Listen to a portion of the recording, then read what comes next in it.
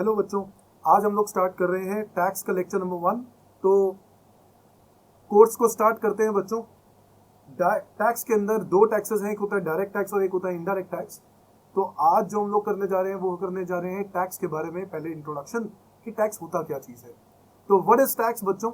आज जो सवाल है वो ये सवाल है कि टैक्स होता क्या है। क्योंकि देखो, पहला क्वेश्चन तो यही है कि टैक्स होता क्या है। टैक्स वाला क्वेश्चन समझ में आएगा तो ही आप आगे बढ़ सकते हैं। तो टैक्स क्या होता है, आज हमारा हमारा और कोई काम नहीं है। लेक्चर नंबर 1 में सिर्फ हम लोगों ने ये पढ़ना है कि टैक्स क्या चीज है। तो बता दो, आप लोगों के दिमाग में बहुत सारी बातें आ रही होंगी कि टैक्स सर ये है, टैक्स तो हम लोगों ने सुना हुआ है, मेरे पेरेंट्स बोलते हैं हम टैक्स देते हैं। अरे भाई, टैक्स देते क्यों है पहली बात, और टैक्स है क्या चीज? टैक्स गवर्नमेंट हमसे एक चार्ज लेता है। गवर्नमेंट का क्या है? रेवेन्यू है। इसमें तो कोई डाउट नहीं है, गवर्नमेंट का एक रेवेन्यू है। गवर्नमेंट का ये रेवेन्यू क्यों लेती है गवर्नमेंट? क्या जरूरत है गवर्नमेंट को रेवेन्यू लेने की? क्या जरूरत है गवर्नमेंट को हमसे टैक्स लेने की? अरे भाई, बिल्कुल जरूरत है। आज हमारे देश में इंफ्रास्ट्रक्चर तैयार हो रहा है, आज हमारे देश डेवलपिंग नेशंस में है। तो क्यों, कैसे? गवर्नमेंट के पास रेवेन्यू आ रहा है बच्चों, टैक्स की वजह से। ये जो टैक्स है ना, टैक्स इसकी वजह से। ये टैक्स ही है जो हमारे देश में रेवेन्यू सोर्स बना हुआ है। और एक मेजर सोर्स ऑफ रेवेन्यू होता है बच्चों ये टैक्स जो होता है। गवर्नमेंट को रेवेन्यू मिलता है और गवर्नमेंट हमारे इंफ्रास्ट्रक्चर पे, हमारे देश की डेवलपमेंट में लगाता है। तो आज गवर्नमेंट इस रेवेन्यू को कहां कहां लगाता है, जैसे कि पब्लिक इंफ्रास्ट्रक्चर। आज इंफ्रास्ट्रक्चर तैयार किया ना गवर्नमेंट ने। आप देखो, जगह जगह फ्लाईओवर्स, ब्रिजेस और इतने बढ़िया बढ़िया हाईवेज बनाए गए हैं। तो कैसे बनाए गए हैं? गवर्नमेंट के पैसा कहां से आता है? आप ही लोग तो देते हो, आप ही लोग देते हो बच्चों। कोई कहता है ना कि आप पब्लिक सेवा करो, सोशल कुछ करो, तो आपने अपने देश के लिए क्या किया? आप क्या बोलोगे? भाई टैक्स दिया। सबसे बड़ा काम है जो टैक्स दिया, देश के लिए तो दिया। जिसका फायदा कौन उठा रहा है? हम सब उठा रहे हैं। आज आप चाहे 100 रुपए कंट्रीब्यूट कर रहे हो टैक्स, चाहे आप 1000 दे रहे हो, चाहे आप लाख रुपए दे रहे हो, जितना अमाउंट दे रहे हो उतना ही बेनिफिट आपने पब्लिक को दिया है। तो क्यों नहीं दिया भाई? मुकेश अंबानी कहते हैं कि मुकेश अंबानी डोनेट नहीं करता। अरे भाई, जो टैक्स दे रहा है वो डोनेशन ही है। Tax is a donation. Tax government को ही तो दे रहा है वो पैसा, और गवर्नमेंट हमारे इंफ्रास्ट्रक्चर के लिए लगा रही है। तो देखा जाए तो इनडायरेक्टली तो पब्लिक के लिए ही हो रहा सब कुछ। इज दैट क्लियर बच्चों? तो गवर्नमेंट रेवेन्यू पब्लिक इंफ्रास्ट्रक्चर के लिए लगता है। और कहां लगता है government revenue? Government revenue defence में लगता है। आज हमारी डिफेंस स्ट्रांग है ना, डिफेंस सिस्टम स्ट्रांग है। आज हमारे पास डिफेंस में बहुत बहुत अच्छे इक्विपमेंट्स हैं। तो कैसे आया? गवर्नमेंट के पास जो टैक्स आया, टैक्स का पैसा ही डिफेंस में लगाया गया बच्चों। डिफेंस के अलावा और क्या है गवर्नमेंट के पास, जो गवर्नमेंट ने कहां कहां और लगाती है? Sir, BOP. ये तो बहुत बड़ी दिक्कत है, बैलेंस ऑफ पेमेंट। हमारे इंपोर्ट बहुत ज्यादा होते हैं बच्चों एक्सपोर्ट से, जिस रीजन की वजह से हमारा एक डेफिसिट होता है और वो हमें पे करना होता है। गवर्नमेंट इंपोर्ट ज्यादा करती है, एक्सपोर्ट कम करती है, जिसकी वजह से हमारी लायबिलिटीज बहुत है। और ये एक रीजन है, तो हमारा सारा पैसा इन जगहों पे लग जाता है। तो गवर्नमेंट का जो रेवेन्यू है वो इन्हीं चीजों में। वर्ल्ड बैंक से लोन लिया हुआ है, वर्ल्ड बैंक को लोन चुकाना है, देश का डेवलपमेंट हो गया, और भी बहुत सारी चीजें। तो हमारा देश आज तरक्की पर है, तो वो एक ही रीजन से, एक ही कारण से, वो है टैक्स। बच्चों, आपको पता है हमारे देश में आईटीआर फाइलिंग भी पहले से बढ़ गई है। पहले सिर्फ 3 से 4% लोग आईटीआर फाइल करते थे, आज से 2 साल पहले। आप 2 साल नहीं, ज्यादा हो गया टाइम, 3-4 साल पहले ये स्टैटिस्टिक्स मैंने देखा था। और आज ये बढ़ के करीब 19% हो गया है, यानी 19% लोग आईटीआर फाइलिंग कर रहे हैं। अब देखो, ये स्टैटिस्टिक्स चेंज हो गया है, इससे हमारे देश को बहुत फायदा हो रहा है। आप चाहे भले ही 100 रुपए दे रहे हो, बट 100 रुपए भी बहुत होते हैं गवर्नमेंट के लिए, क्योंकि गवर्नमेंट वो पैसा लगा रही है इन जगहों पर। पुलिस वालों को पैसा मिलता है, तो पुलिस, हमारा पूरा पुलिस का जो रेम्यूनरेशन है वो कहां से जाता है बच्चों? गवर्नमेंट के पास से जाता है, टैक्स जाता है। इनफैक्ट पब्लिक इंफ्रास्ट्रक्चर में ही आप ऐड कर सकते हो एजुकेशन के लिए, स्कूल्स, गवर्नमेंट स्कूल्स, हॉस्पिटल्स, ये इंफ्रास्ट्रक्चर में ही आ गए वैसे। समझ में आ रहा है बच्चों? तो ये गवर्नमेंट रेवेन्यू। आप देखो गवर्नमेंट रेवेन्यू भी जो है वो कितने टाइप के हैं? दो। गवर्नमेंट रेवेन्यू कितने टाइप के हैं? तो एक है डायरेक्ट टैक्स, दूसरा है इनडायरेक्ट टैक्स। आज हम लोग दोनों के बारे में बात करेंगे, पढ़ेंगे अभी डायरेक्ट टैक्स, बट डिस्कस हम लोग दोनों करें।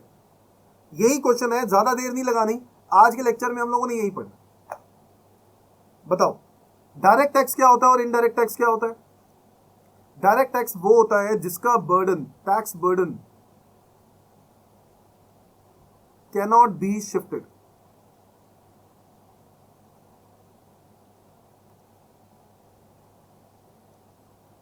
डायरेक्ट टैक्स में आप टैक्स बर्डन शिफ्ट नहीं कर सकते हो बच्चों। आप अगर चाहो, आप ये नहीं कह सकते किसी को कि भाई तेरा कोई दोस्त है, इनकम मैंने कमाई है तो मैं ही टैक्स दूंगा या मेरा दोस्त देगा टैक्स? मैं ही तो दूंगा। सिंपल है, मैंने कमाया पैसा तो मुझे ही टैक्स देना है। सिंपल सी बात। मुकेश अंबानी पैसा कमा रहा है, मुकेश अंबानी कह रहा है अनिल अंबानी को, भाई को अपने, यार टैक्स दे दे यार मेरा। हाँ, कमा कौन रहा है? तू। टैक्स कौन देगा? तू। ऑब्वियसली मैं क्यों दूं? अनिल अंबानी कहेगा पहले ही मेरे को बहुत घोटाला हो गया यार, पहले ही बहुत नुकसान हो गया, ऊपर से तू टैक्स मांग रहा है, शर्म नहीं आती? सर टैक्स जो होगा that burden cannot be shifted, और जहां पे भी बर्डन शिफ्ट नहीं किया जा सकता ना उसको डायरेक्ट टैक्स बोलते हैं। इसका पहला और सबसे इंपॉर्टेंट एग्जांपल है इनकम टैक्स। इसके अलावा भी है, हम लोग लिखेंगे। इनडायरेक्ट टैक्स क्या है फिर? इनडायरेक्ट टैक्स में और डायरेक्ट टैक्स में फर्क ही है बच्चों की tax burden can be shifted.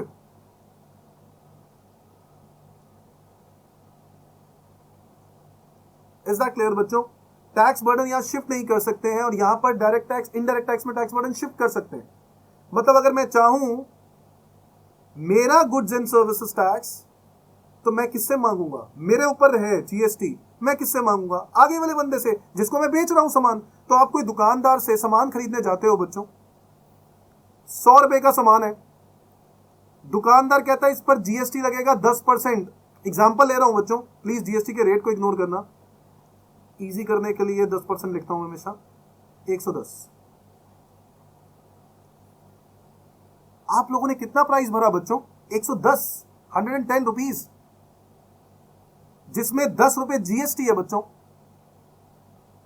तो 10 रुपए का जीएसटी और 100 रुपए का प्राइस, टोटल आपने 110 रुपए दिए। तो बेसिकली उस दुकानदार ने अपना बर्डन शिफ्ट कर दिया किस पर? आपके ऊपर। अच्छा, ये एक चेन है बच्चों। मैन्युफैक्चरर ने पहले, सबसे पहले गुड बनाया होगा, मैन्युफैक्चरर ने होलसेलर पे वो लायबिलिटी डाल दी टैक्स की, उसने होलसेलर से ले लिया होगा, होलसेलर ने रिटेलर से लायबिलिटी ले ली, रिटेलर ने अल्टीमेटली कंज्यूमर से लायबिलिटी ले ली। तो बेसिकली गया किसकी जेब से? Consumer. It is an indirect tax. Indirect tax में हम बर्डन क्या कर देते हैं? शिफ्ट कर देते हैं दूसरी पार्टी पर, उससे पैसा कमाते हैं। अब आपके दिमाग में आएगा सर कमा अगर ये बंदा रहा है तो यही क्यों नहीं टैक्स दे देता अपनी जेब से? अरे भाई, अगर ये 100 रुपए में से 10 रुपए देगा तो सोचो इसका जो कमाई है, मान लो इस 100 रुपए के अंदर इसका मार्जिन जो है वो 10 रुपए का। कितने रुपए का मार्जिन है? 10। अब ये 10 रुपए के मार्जिन में से 10 रुपए खुद ही दे देगा अगर गवर्नमेंट को, तो कमाएगा क्या? टुल्लू। अरे भाई, कमाना भी तो है, पैसे नहीं कमाएगा क्या? कमाएगा। मार्जिन 10 रुपए का है तो भाई 10 रुपए तो कमाएगा, इसलिए जो भी उसके ऊपर टैक्सेस लगेंगे वो किस पर शिफ्ट कर देगा? आप लोगों के ऊपर बच्चों, कंज्यूमर के ऊपर, जो बेसिकली कंज्यूम कर रहे हैं। इज दैट क्लियर बच्चों? नंबर 2,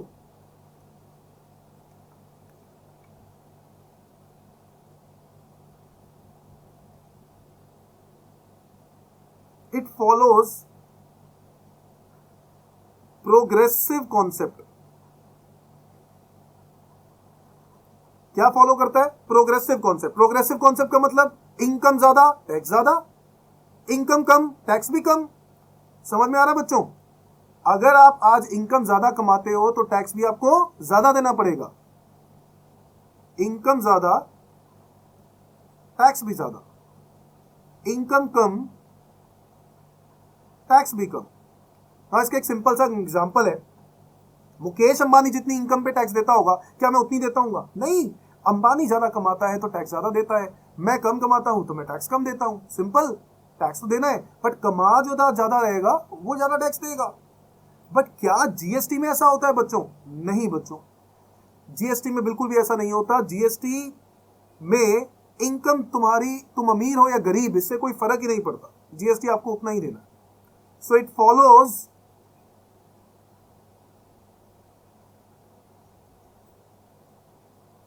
रिग्रेसिव कॉन्सेप्ट, मतलब इनकम ज्यादा हो या कम हो, tax will remain the same, tax same रहेगा। आओ एक एग्जांपल लेते हैं।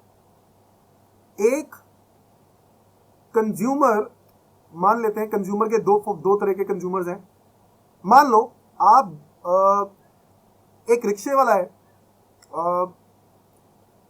एक रिक्शे वाला है और वो जाता है, रिक्शे वाले को छोड़ो, एक बहुत अमीर पर्सन है, बीएमडब्ल्यू में कार में से उतरता है और जाके एक पेन लेने जाता है स्टेशनरी शॉप पर।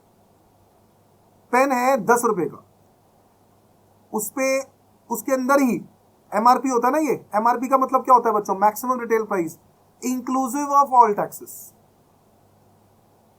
तो जीएसटी इसके अंदर ही होगा। तो आपने मान लो इसके अंदर 1 रुपए का जीएसटी भी है इसी के अंदर, तो आपने 10 रुपए दे दिए। क्या बीएमडब्ल्यू वाले से वो स्टेशनरी वाला इंसान ये कहेगा नहीं सर आपके लिए तो पेन 1000 रुपए का है? बताओ क्यों? अमीर हो, दे सकते हो, आपके लिए तो ये 1000 रुपए 10 रुपए के बराबर है। ऐसा थोड़ी ना होता है यार, बताओ ऐसा होता है क्या? नहीं। तो क्या टैक्स बढ़ा देगा गवर्नमेंट क्योंकि अमीर है? नहीं। अच्छा, उसी केस में, उसी सिनारियो में अगर एक रिक्शे वाला आता है, वो जाता है स्टेशनरी वाले के पास और कहता है कि सर मुझे एक पेन चाहिए, वही 10 रुपए का पेन, क्या स्टेशनरी वाला क्या करेगा? उसको देख के कहेगा यार तू 1 रुपए ही दे दे यार, ऐसे 1 रुपए दे दे, कोई नहीं, गवर्नमेंट भी टैक्स कम कर देगा? नहीं करेगा भाई, simple, tax will remain the same. Income ज्यादा हो या कम, तुम अमीर हो या गरीब, फर्क नहीं पड़ता, टैक्स अमीर को भी उतना देना है और गरीब को भी उतना देना है, अगर मैं कंज्यूमर के पॉइंट ऑफ व्यू से देखूं। हाँ, अगर मैं दूसरा पॉइंट ऑफ व्यू लगा सकता हूं, वो ये बिजनेसमैन के पॉइंट ऑफ व्यू से। बिजनेसमैन के पॉइंट ऑफ व्यू से अगर मैं बिजनेस करता हूं, ज्यादा बिजनेस करता हूँ, ज्यादा सेल करता हूँ, तो ऑब्वियसली ज्यादा जीएसटी देता हूँ। बट मैं कौन सा अपनी जेब से दे रहा हूं बच्चों? मैं तो आप ही से लेकर दे रहा हूं। तो अल्टीमेटली दे कौन रहा है? कंज्यूमर। तो कंज्यूमर के पॉइंट ऑफ व्यू से ही आपको ये समझना चाहिए। तो कंज्यूमर अमीर हो या गरीब, इससे फर्क नहीं पड़ता, टैक्स जो है उस पर्टिकुलर प्रोडक्ट पर, उस पर्टिकुलर प्रोडक्ट पर, मैंने कहा उस पर्टिकुलर प्रोडक्ट पर सेम रहेगा। आप पूरे साल की कंजम्पशन देखोगे, पूरे दिन में और भी चीजों की कंजम्पशन देखोगे, तो उस अकॉर्डिंगली तो हो सकता है कि वो बीएमडब्ल्यू वाले पर्सन ने ज्यादा ही टैक्स दिया हो, है ना? मेरे कहने का मतलब, मैं एक बीएमडब्ल्यू वाला पर्सन, मेरे पास बीएमडब्ल्यू कार है, मैं अमीर इंसान हूं, 1000 करोड़ की टर्नओवर है, बहुत बढ़िया काम है। अब ऐसे केस में मैं सामान भी तो महंगे लेता हूँ, सामान महंगे लेता हूँ तो जीएसटी भी तो ज्यादा देता हूँ, तो उस गरीब के कंपैरिजन में तो मैं ज्यादा ही टैक्स गवर्नमेंट को देता हूँ। ऐसे देखोगे तो यस, अमीर वाला टैक्स ज्यादा दे रहा है, गरीब वाला टैक्स कम दे रहा है, इस पॉइंट ऑफ व्यू से देखोगे। बट अगर एक प्रोडक्ट के लिए देखोगे, क्योंकि जीएसटी हर प्रोडक्ट पे लगता है, तो एक पर्टिकुलर प्रोडक्ट वाइज देखोगे, तो मैं इसको रिग्रेसिव कॉन्सेप्ट बोलूंगा। इसीलिए बच्चों थोड़ा सा इसके ऊपर काफी डिबेटेबल पॉइंट है कि इसको सिर्फ रिग्रेसिव बोला जाए या पार्शियली रिग्रेसिव बोला जाए। पार्शियली रिग्रेसिव वर्ड ही नहीं है बच्चों, इसीलिए रिग्रेसिव कॉन्सेप्ट बोलना ज्यादा बेटर है। तो प्रोग्रेसिव कॉन्सेप्ट का मतलब है इनकम ज्यादा टैक्स ज्यादा, इनकम कम तो टैक्स कम। रिग्रेसिव वर्ड बेटर है कि इनकम कम हो या ज्यादा हो, टैक्स जो है वो सेम ही रहेगा। एक अमीर को भी उतना ही टैक्स पे करना है, गरीब को भी टैक्स उतना ही पे करना है। Number 3,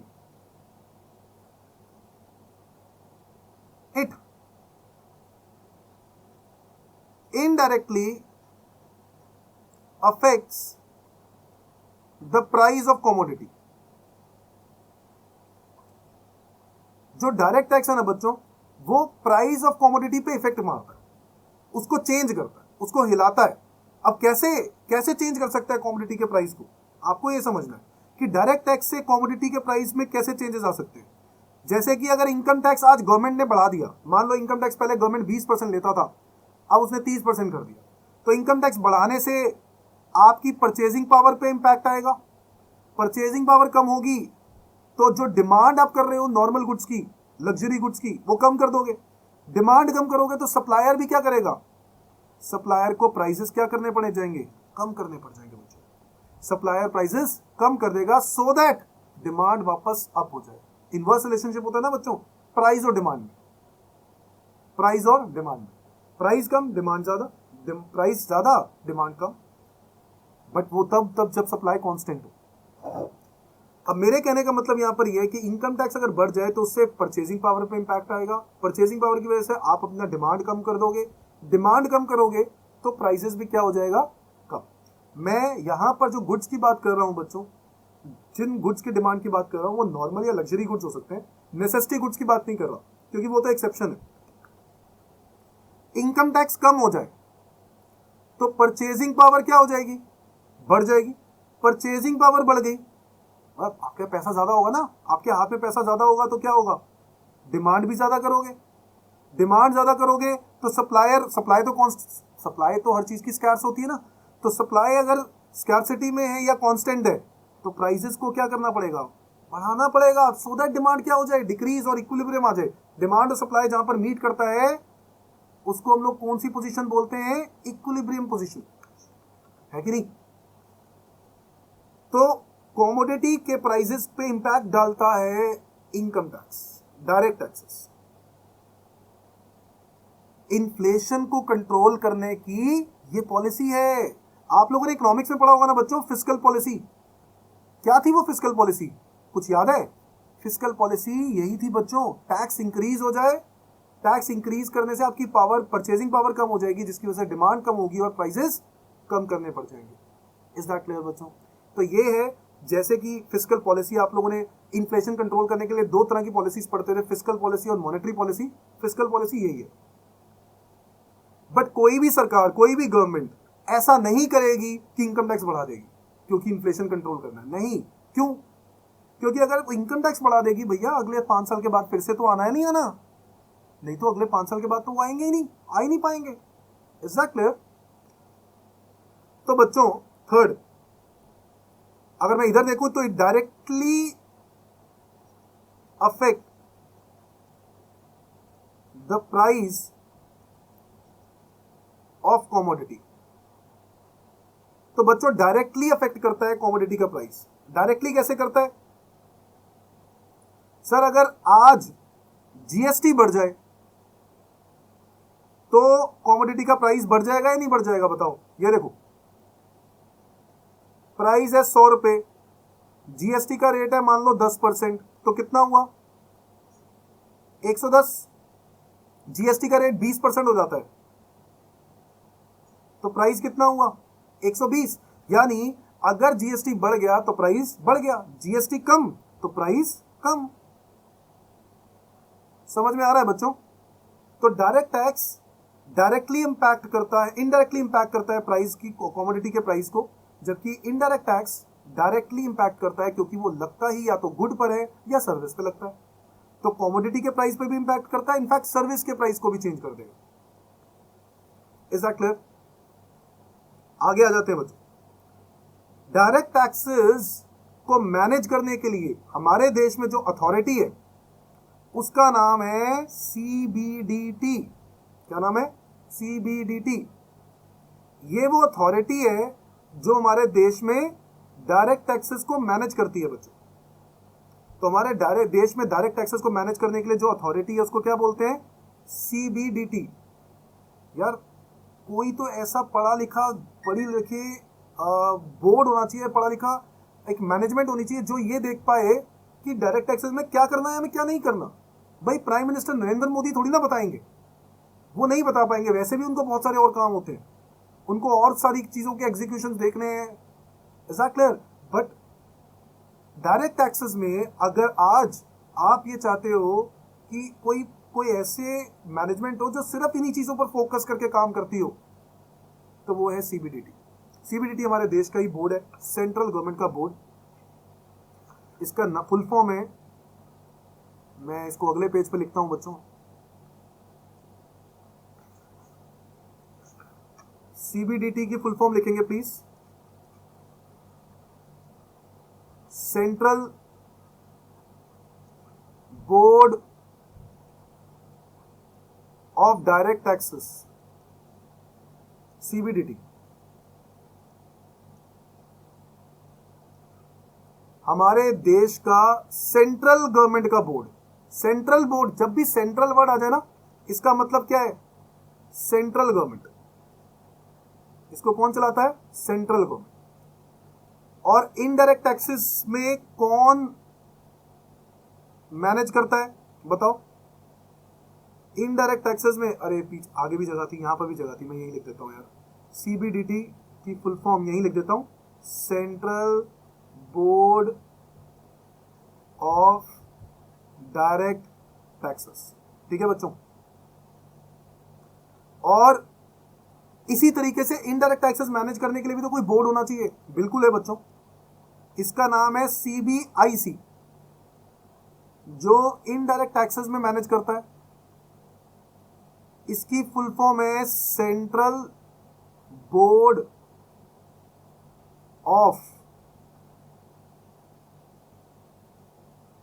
indirect taxes and customs. Central board of indirect taxes and customs. तो डायरेक्ट टैक्सेस के लिए जैसे एक बोर्ड है सेंट्रल बोर्ड, वैसे ही हमारे देश में एक सेंट्रल बोर्ड है इनडायरेक्ट टैक्सेस के लिए। इनडायरेक्ट टैक्सेस, जीएसटी इसी के अंदर आ जाएगा, और कस्टम लॉ को भी इसी के अंदर कवर अप करेंगे। Is that clear? नाउ इस बोर्ड का पहले नाम कुछ और था। CBEC, earlier called as. जब जीएसटी आया ना बच्चों, तो इस बोर्ड का नाम चेंज करना पड़ा। इस बोर्ड का नाम था central board of excise and custom, क्योंकि अब एक्साइज रहा नहीं, जीएसटी आ गया है, तो जीएसटी की जगह पे इन्होंने आई इंट्रोड्यूस कर दिया, विच इज इनडायरेक्ट टैक्सेस, और कस्टम को वैसे ही रहने दिया। समझ में आ गया?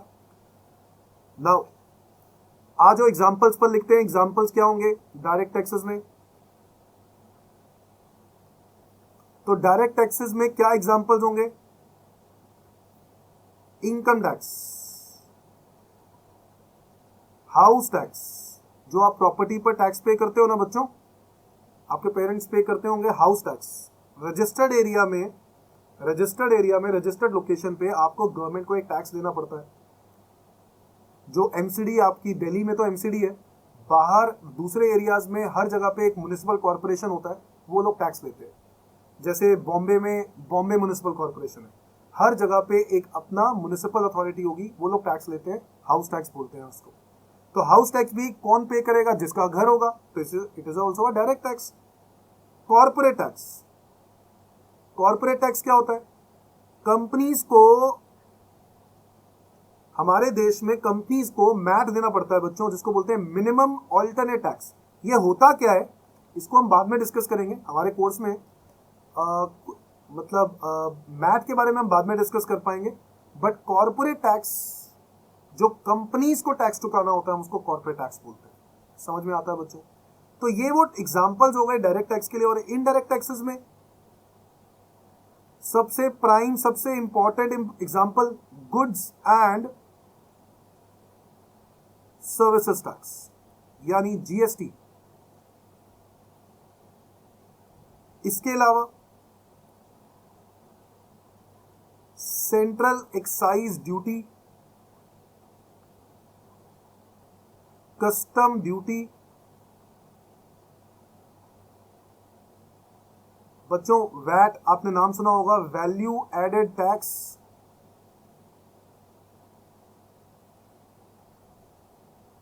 सेंट्रल सेल्स टैक्स,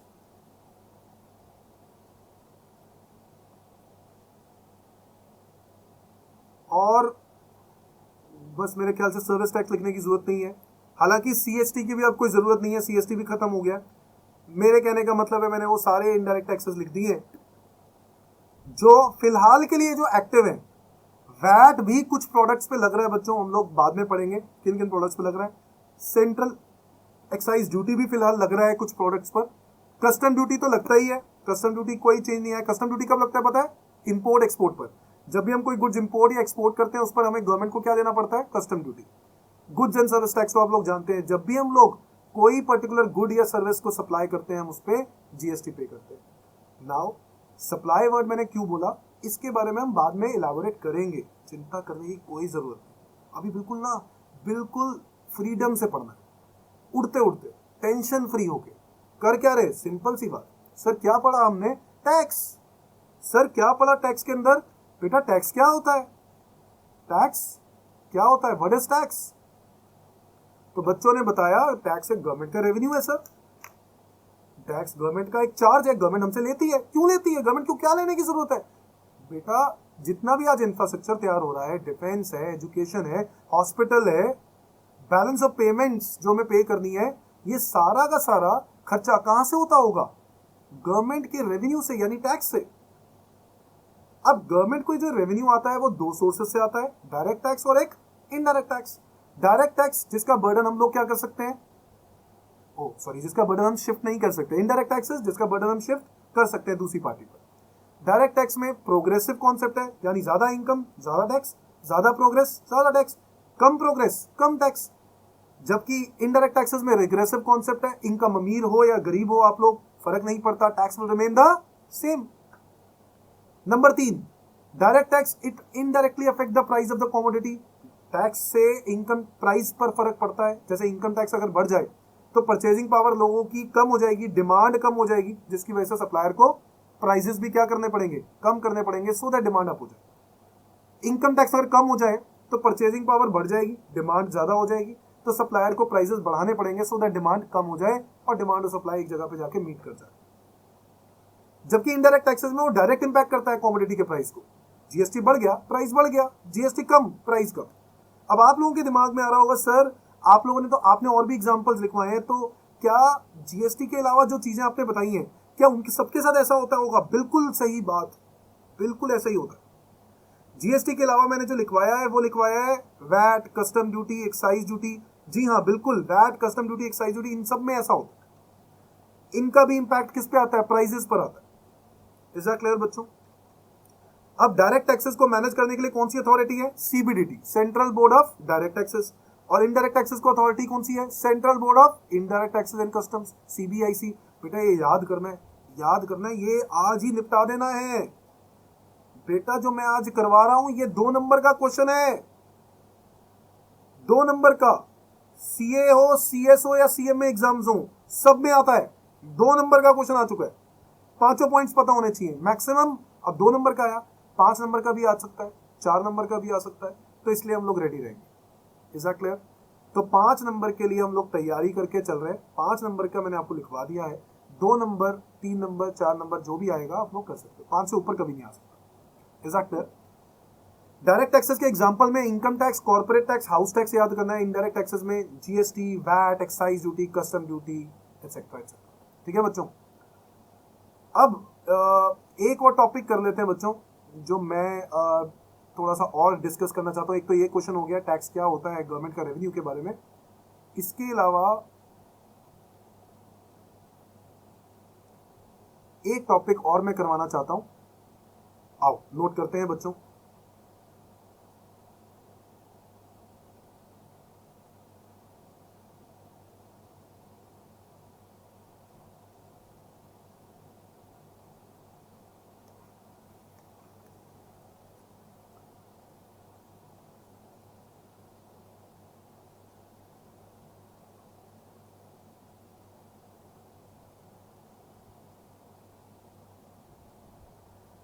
अब आप लोगों ने देखा कि मैंने आपको बोला कि सर जो एग्जाम्पल्स हैं, GST, central excise duty, custom duty, VAT, sir ये कब लगते हैं। इसी को बताने के लिए मैं आपको अगला टॉपिक पढ़ा हूं, विच इज टैक्सेबल इवेंट। सो बच्चों टैक्सेबल इवेंट क्या चीज है, टैक्सेबल इवेंट का मतलब क्या होता है। एन इवेंट or situation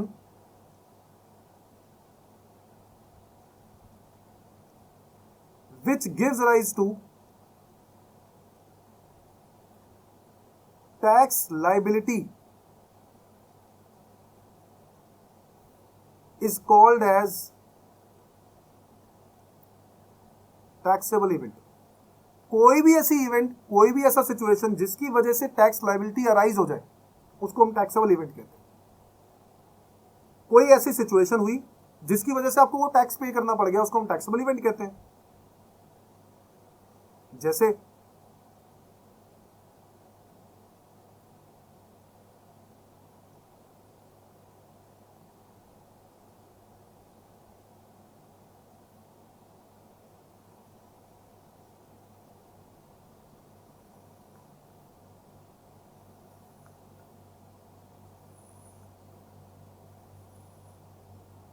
अब मैं कुछ टैक्सेबल इवेंट्स के बारे में बात करता हूं। पहले मैं यहां लिखता हूं टैक्स और फिर इसका इवेंट लिखता हूं। जैसे कि इनकम टैक्स, आप लोगों को इनकम टैक्स पे करना है बच्चों। क्यों पे करना है? जितने भी लोग टैक्सेबल इनकम कमा रहे हैं, टैक्सेबल इनकम हमारे देश में पता है क्या होती है? जब आप 2.5 लाख रुपए से ज्यादा कमाते हो उसको टैक्सेबल इनकम कहते हैं। 2.5 लाख, हाँ जी हाँ, 2.5 लाख आज हम लोग पढ़े, आज नहीं नेक्स्ट क्लास में हम पढ़ेंगे, टैक्स रेट्स के बारे में भी पढ़ेंगे बहुत जल्द। तो taxable income earning, taxable income is your event. मतलब जैसे ही आपने 2.5 लाख से ज्यादा इनकम क्रॉस करी, आपको क्या पे करना पड़ेगा? Income tax. This is tax, this is event. इस रीजन की वजह से टैक्स लग रहा है, इस इवेंट की वजह से टैक्स लग रहा है। ये जो इवेंट है ना, इसकी वजह से टैक्स लग रहा है। बात करते हैं गुड्स एंड सर्विसेज टैक्स की। ये हमें पे क्यों करना पड़ता है? इसका रीजन है सप्लाई ऑफ गुड्स और सर्विसेज। ये एक इवेंट है बच्चों, जिसकी वजह से आपको जीएसटी पे करना पड़ता है। तो आज कोई पूछेगा जीएसटी क्यों पे करना पड़ता है? क्योंकि गवर्नमेंट ने बोला है कि गुड्स और सर्विसेज सप्लाई करने पर आपको क्या पे करना है? जीएसटी। अब ये बातें लिखी कहां है वो मैं आपको बाद में बताऊंगा। संविधान में सब कुछ लिखा है, तो ये क्यों नहीं लिखा होगा? संविधान समझते हो? Constitution of India. हर चीज आज गवर्नमेंट के पास जो भी पावर है वो सब चीजें कहां से मिलती हैं? कॉन्स्टिट्यूशन ऑफ इंडिया से। समझ में आता है बच्चों? तो supply of goods and services की वजह से जीएसटी पे करना पड़ता है। ये बात कहां लिखी है मैं आपको बाद में बताऊंगा। नेक्स्ट लिखते हैं sir, central excise duty. Sir central excise duty क्यों देनी पड़ती है, कब देनी पड़ती है? अब देखो, वैसे तो पहले लगती थी जब भी हम कोई गुड्स मैन्युफैक्चर करते थे, manufacture of goods in India. But अब ये सारे गुड्स पे नहीं लगता। तो basically central excise duty already deleted है। बट अगर आप पूछो कि सर अभी भी आप कह रहे हो कि कुछ आइटम पे लगता है, तो वो कौन से आइटम्स है? तो बच्चों गवर्नमेंट ने कहा जो टोबैको है ना, टोबैको, ये नेगेटिव आइटम है, इसके ऊपर लगा। टोबैको के अलावा गवर्नमेंट ने पेट्रोलियम आइटम्स जैसे कि petrol, diesel, high speed diesel, natural gas, इन आइटम्स के ऊपर भी गवर्नमेंट ने कहा कि हम लोग क्या लगाएंगे? Central excise duty. तो आज के टाइम पे इन 2 आइटम्स पे लग रहा है, इसके अलावा चीजों पे नहीं लग रहा। Is that clear? तो गवर्नमेंट हमसे ले रहा है, ये टैक्सेस ले रहे हैं गवर्नमेंट सेंट्रल एक्साइज ड्यूटी के नाम से। बट वैसे पहले की बात करो तो manufacture of goods in India, जब भी हमारे देश में मैन्युफैक्चर होता था ना कुछ, तो गवर्नमेंट को, लोगों को सेंट्रल एक्साइज ड्यूटी पे करनी पड़ती। अच्छा, इसको सेंट्रल क्यों बोलते हैं? क्योंकि ये सेंट्रल गवर्नमेंट लगाती थी। समझ में आया? इसको सेंट्रल गवर्नमेंट लगाती थी। बेसिकली बच्चों एक्साइज भी ना 2 तरह के होते थे। एक्साइज जो है ना वो 2 तरह के होते थे।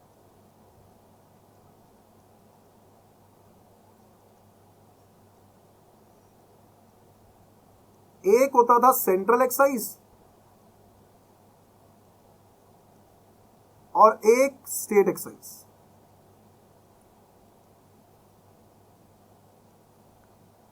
अब सेंट्रल एक्साइज वो एक्साइज है जिस पे टैक्स कौन लगाता है? जब गुड्स मैन्युफैक्चर होंगे इंडिया में, बट लगाएगा कौन? Central government. टैक्स लगाने की power central government. Levy, levy का मतलब समझते हो बच्चों? चार्ज करना, चार्ज करना, पावर टू लेवी। और सेंट्रल गवर्नमेंट ही टैक्स को क्या करता है? कलेक्ट।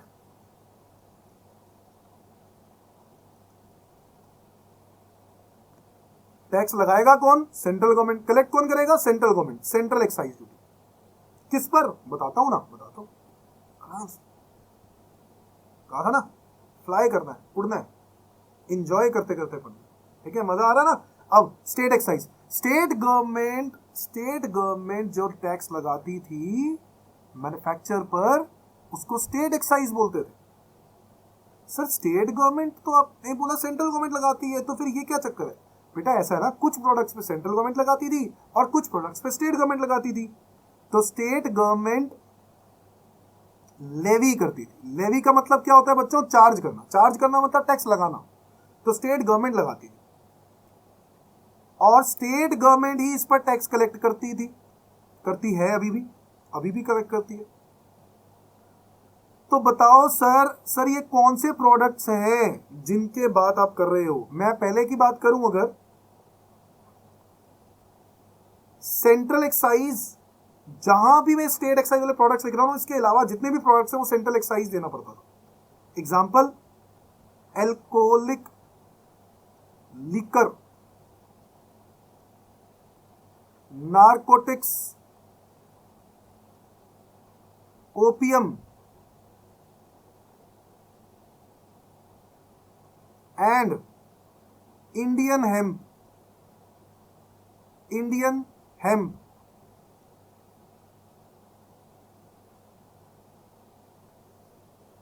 चार आइटम्स ऐसी जिसके ऊपर स्टेट गवर्नमेंट लगाती है टैक्स। स्टेट गवर्नमेंट आज भी लगाती है excise duty. Alcoholic liquor, narcotics, opium, Indian hemp. नशा, बेसिकली ये सारे नशे वाले आइटम है बच्चों। लिकर के बारे में तो सब लोग जानते ही होंगे, alcohol liquor, narcotics, opium, Indian hemp. ऐसा क्लियर? वो जो होता नहीं, वो जो भांग होली में, इंडियन हेम्प पौधा ही तो होता है, वो पौधा। सर ओपियम भी पौधा है। सर ये सब ड्रग है, और ड्रग जो है वो गवर्नमेंट ने इलीगल नहीं किया, गवर्नमेंट ने उसको बैन नहीं किया। इसका एक रीजन है कि ये जो ड्रग है ना, ये ड्रग भी मेडिसिन में लगता है। जितने भी आज मेडिसिन कंजम्पशन होती है, मेडिसिन मैन्युफैक्चर होती है, उसमें कहीं ना कहीं alcohol, narcotics, opium, Indian hemp, ये सब चीजें यूज होती हैं। तो इसको ट्रेड करना, इसका यूज करना गलत नहीं है, इसको मैन्युफैक्चर करना गलत नहीं है। इसलिए स्टेट गवर्नमेंट ने बोला मैं देखूंगा इसको, मैं देखूंगा कि स्टेट गवर्नमेंट देखेगी टैक्स लगेगा या कितना लगेगा, कितना नहीं लगेगा। Is that clear? इसीलिए लिकर की बात करेंगे तो लिकर के प्रोडक्ट के प्राइसेस हर स्टेट में आपको अलग अलग मिलेंगे। रीजन, क्योंकि स्टेट गवर्नमेंट के पास पावर है ना कितना टैक्स लगाना है। अगर मान लो दिल्ली में स्टेट गवर्नमेंट 50% एक्साइज ड्यूटी लगाती है, यूपी में 20% लगाती है, बिहार में 10% लगाती है, तो उसके अकॉर्डिंगली वहां पर क्या होंगे प्राइसेस। मेरी बात समझ में आ रही है? तो ये है स्टेट एक्साइज। और इसके अलावा ऑल अदर प्रोडक्ट्स, बाकी के rest of all the products सब सेंट्रल एक्साइज। समझ में आ रहा है बच्चों? तो ये है एक्साइज ड्यूटी। जैसे कि हमें गवर्नमेंट को पे करनी पड़ती है, तो एक्साइज ड्यूटी इस तरीके की होती थी।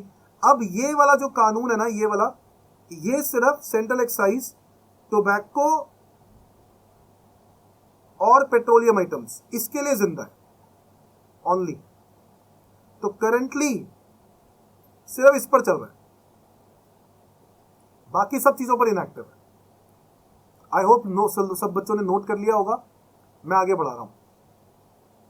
तो मैं एक्साइज ड्यूटी पे था बच्चों। Manufacture of goods in India, tobacco item, petroleum items, central excise duty लगती है। कस्टम ड्यूटी कब लगती है बच्चों? कस्टम ड्यूटी लगती है जब हम कोई गुड्स इंपोर्ट करते हैं या एक्सपोर्ट करते हैं। इंपोर्ट ऑफ गुड्स और एक्सपोर्ट ऑफ गुड्स। क्या वाकई में एक्सपोर्ट पे भी लगना चाहिए बच्चों कस्टम ड्यूटी? नहीं भाई, कस्टम ड्यूटी एक्सपोर्ट पे क्यों लगाओगे? अगर कस्टम ड्यूटी एक्सपोर्ट पे लगाने लग जाओगे तो हमारी चीजें महंगी हो जाएंगी। हमारी चीजें महंगी हो जाएंगी तो बाजार में कौन खरीदेगा? बाहर कौन खरीदेगा? इंटरनेशनल मार्केट में हमें चीजें सस्ती करनी है ताकि हम कंपीट करें। चाइना, नेपाल, बांग्लादेश, पाकिस्तान और जितनी भी एशियन कंट्रीज हैं उनके साथ अगर कंपीट करना है तो आपको सस्ते प्राइसेस रखने पड़ेंगे। ये सब डेवलपिंग में। तो जितने भी डेवलपिंग नेशंस होते हैं ना, उनके साथ लड़ाई हमारी प्राइसेस पे होती है। Now import of goods, export of goods पर कस्टम ड्यूटी लगता है। अब एक्सपोर्ट पे कस्टम ड्यूटी तुम पूछ रहे हो तो मैं बता दूं, एक्सपोर्ट पे कस्टम ड्यूटी लग सकता है अगर कोई ऐसा प्रोडक्ट है जिसकी रिक्वायरमेंट हमारे देश में, इंडिया में ज्यादा जरूरी है, बट एक बिजनेसमैन धड़ाधड़ क्या कर रहा है, एक्सपोर्ट। क्यों? क्योंकि उसको तो बिजनेस करना है, बाहर से ऑर्डर आ रहा है, उसने बाहर भेज दिया, बट उसको इंडिया में चाहिए वो प्रोडक्ट, जरूरत है उसकी इंडिया में, बट वो बिजनेसमैन तो बाहर एक्सपोर्ट कर रहा है। गवर्नमेंट ने क्या किया, एक्सपोर्ट पे ड्यूटी लगा दी। ड्यूटी लगाने से प्राइसेस महंगे हो जाएंगे और ऑर्डर सारा वापस आ जाएगा। ये एक स्ट्रैटेजी होती है एक्सपोर्ट पर ड्यूटी लगाने की। गवर्नमेंट उस बिजनेसमैन को कुछ नहीं कहेगी क्योंकि उस बिजनेसमैन की कोई गलती नहीं है, एग्जैक्टली वो तो बिजनेस कर रहा है। बट अगर एक्सपोर्ट पे ड्यूटी लगा देंगे तो प्राइसेस महंगे हो जाएंगे, अपने आप डिमांड नहीं आएगी तो चीजें अपने आप वापस आ जाएंगी। Is that clear? Import of goods पे तो देखो ड्यूटी लगानी जरूरी है ताकि हमारे डोमेस्टिक प्रोडक्शन है उनका नुकसान ना हो, क्योंकि हमारे देश में भी तो प्रोडक्ट बन रहे हैं। अगर हम लोग अपने देश में जो प्रोडक्ट बन रहे हैं उनको इंकरेज ही नहीं कर रहे तो फिर यही होगा भाई, चाइना और दूसरी कंट्रीज को फायदा मिल जाएगा। जो आप देख रहे हो आज भी इंडिया के अंदर, चाहे कोरोना वायरस में आप लोग सुनते होंगे कि बहुत सारे 50% चाइना का बिजनेस खत्म कर दिया, कुछ भी नहीं हुआ भाई। आज भी बहुत सारा इंपोर्ट चाइना से होता है, चाइना के बिना काम ही नहीं बनना। Is that clear? Import of goods, तो हमारे देश में प्रोडक्शन होनी चाहिए, प्रोडक्शन होगी तो इंपोर्ट कम हो जाएगा, वही चाहिए। जिस दिन हम लोग उस लेवल पे आ गए ना, हमारा देश और डेवलप होना स्टार्ट हो जाएगा बहुत जबरदस्त तरीके से, पहले से तो बेटर ही है। नाउ कस्टम ड्यूटी के बाद बात करते हैं वैल्यू एडेड टैक्स की।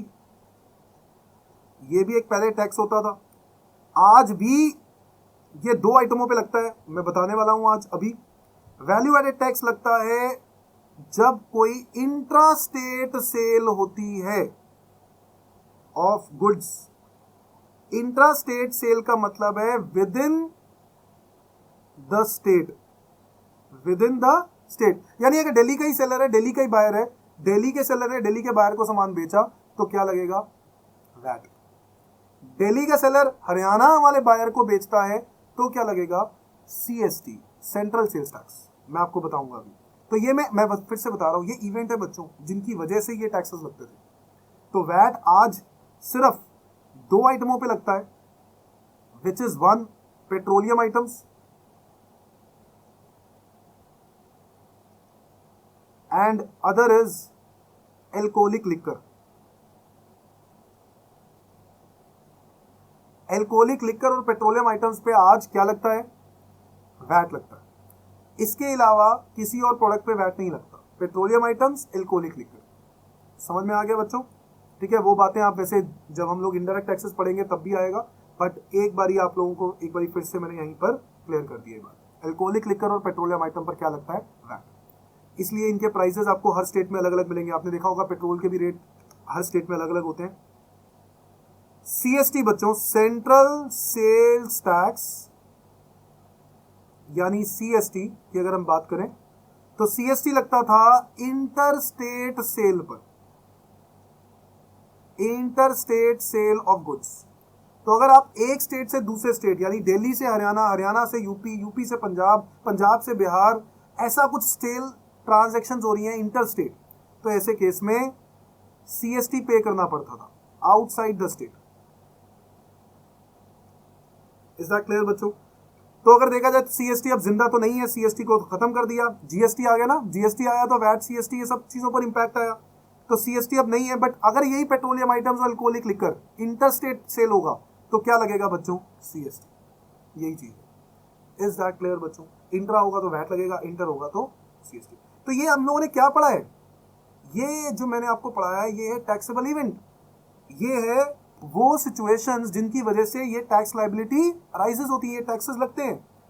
अब इसके लिए कि ये टैक्सेस, सर कहां लिखा हुआ है कि ये टैक्सेस लगने चाहिए, कानून में कहीं लिखा है तो बताओ। तो बच्चों वो भी बताएंगे ना, चिंता क्यों करते हो, वो भी बताएंगे, सब कुछ बताएंगे, बट अब अगली क्लास में बताएंगे। ठीक है बच्चों, तो आज के लिए इतना ही करते हैं। दो टॉपिक आज हम लोगों ने किए हैं। पहला डिफरेंस जो आप लोगों ने याद करना है, फटाफट दिमाग में बिठा लेना है, दो बातें और एक टैक्सेबल इवेंट। दोनों ही बातें बड़ी इंपॉर्टेंट है। टैक्सेबल इवेंट का मतलब बता दो एक बारी फिर से, एन इवेंट और situation which gives rise to tax liabilities को हम लोग क्या बोलते हैं, taxable event. Is that clear बच्चों? ठीक है जी, तो आज के लिए इतना ही करते हैं, बाकी अगली क्लास में। Bye bye.